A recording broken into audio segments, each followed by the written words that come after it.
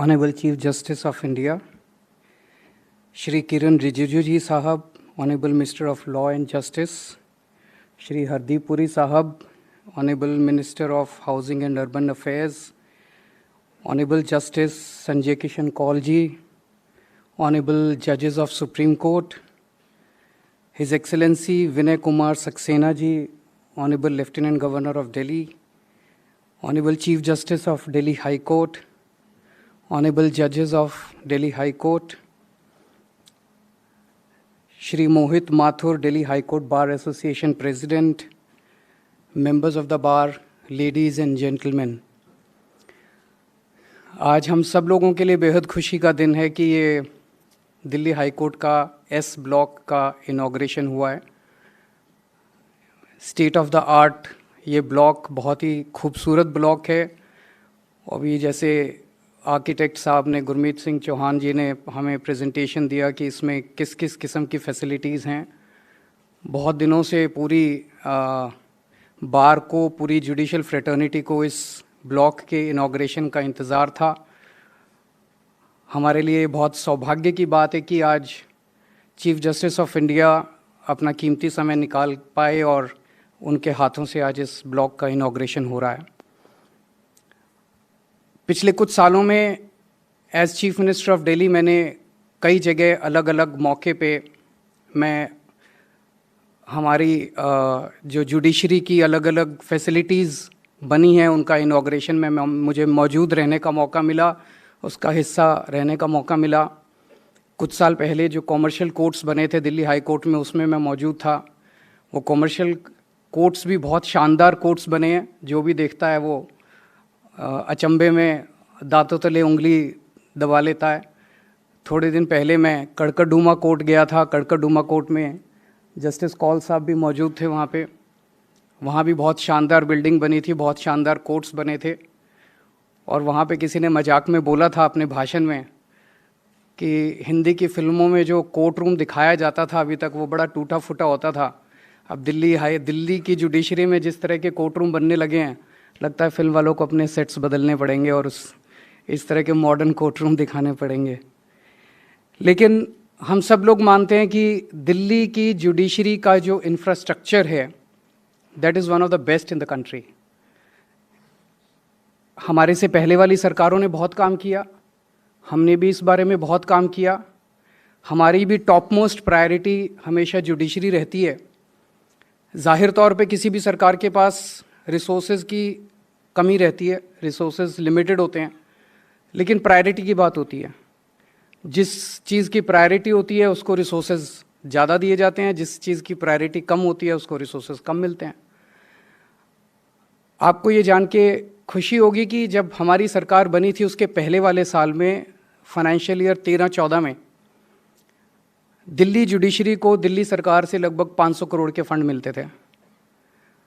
पिछले साल ये 1500 करोड़ का फंड मिला है। तो पिछले 7 साल के अंदर लगभग 3 गुना पैसा दिल्ली सरकार से जुडिशरी को दे रहे हैं हम लोग। मैं ये नहीं कहूँगा कि ये सफिशिएंट है। अभी बहुत सारी डिमांड्स हैं दिल्ली की जुडिशरी की। उन सारी डिमांड्स को हम पूरा करने की कोशिश भी कर रहे हैं। लेकिन मैं समझता हूँ कि शायद पूरे देश में इतने बड़े स्तर के ऊपर फंड्स की बढ़ोतरी शायद ही कहीं देखी गई होगी। तो ये दिखाता है कि हमारी नीयत जुडिशरी को जितना ज़्यादा से ज़्यादा दे सकें उतनी फंड्स देने की हमारी नीयत है। हमारी प्रायोरिटीज़ के अंदर जुडिशरी सबसे टॉप पे आती है। इंडिपेंडेंस ऑफ जुडिशरी तो तभी रहेगी जब उसके पास सफिशिएंट काम करने के लिए पैसा होगा। अगर जुडिशरी के पास सफिशिएंट काम करने के लिए पैसा नहीं होगा तो फिर वो इंडिपेंडेंट कैसे रह सकेगी।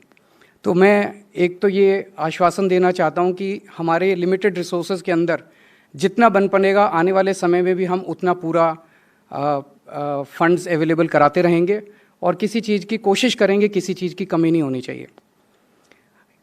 आज एक बड़ा अच्छा दृश्य है स्टेज के ऊपर कि स्टेज पे आज केंद्र सरकार भी मौजूद है, दिल्ली सरकार भी मौजूद है, सुप्रीम कोर्ट भी मौजूद है, हाई कोर्ट भी मौजूद है। ऐसा अद्भुत दृश्य कभी कभी देखने को मिलता है। तो मैं इस मौके का फ़ायदा उठा के एक छोटा सा इस देश के आम आदमी की तरफ से निवेदन रखना चाहूँगा। इस देश का आम आदमी न्याय के लिए न्यायालय के पास जाता है, जुडिशरी के पास जाता है, और हम सब लोग जानते हैं, ये कहावत तो बहुत बार सुनी है, justice delayed is justice denied. बहुत समय लग जाता है हमारे पूरे जुडिशल सिस्टम में, किसी को भी न्याय मिलने में बहुत टाइम लग जाता है। मैं किसी की तरफ फिंगर पॉइंटिंग नहीं करना चाहता, बिकॉज उसमें हम भी शामिल हैं, सब लोग शामिल हैं। मैं बस ये कहना चाहता हूँ कि, और कई कमिटीज़ बन चुकी, इसके पहले कई सारी स्टडीज़ हो चुकी कि क्या करने की ज़रूरत है, शायद कई सारे रूल्स बदलने की ज़रूरत है, कई सारे कानून बदलने की ज़रूरत है, कई सारे प्रोसीजर्स बदलने की ज़रूरत है, फंड्स की ज़रूरत है। तो मैं आज एक बस प्रस्ताव रखना चाहता हूँ, आप सब लोग, हम सब लोग मिलकर दिल्ली को पायलट बना लेते हैं, और दिल्ली को पायलट बना के ऐसा सिस्टम बनाते हैं कि दिल्ली के अंदर कोई भी केस, चाहे वो सिविल हो चाहे क्रिमिनल हो, मतलब हो सकता है मैं ऐसी बात कर रहा हूँ कि आपको ठीक ना लगे, पर एक आम आदमी के पॉइंट ऑफ व्यू से कह रहा हूँ कि अगर कोई भी केस 6 महीने से ज़्यादा नहीं चलना चाहिए, प्रेफरेबली तो कुछ दिनों के अंदर ही केसेस निपट जाने चाहिए, लेकिन अगर मैक्सिमम जो है आउटर लिमिट 6 महीने होनी चाहिए।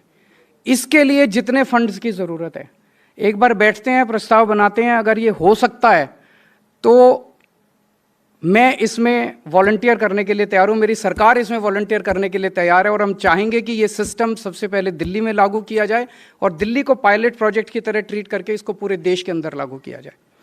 हमने दिल्ली में शिक्षा में जो काम किया वो सब जगह उसकी तारीफ़ हो रही है, हमने हेल्थ में जो काम किया सब जगह उसकी तारीफ़ हो रही है, बिजली के क्षेत्र में जो काम किया उसकी तारीफ़ हो रही है।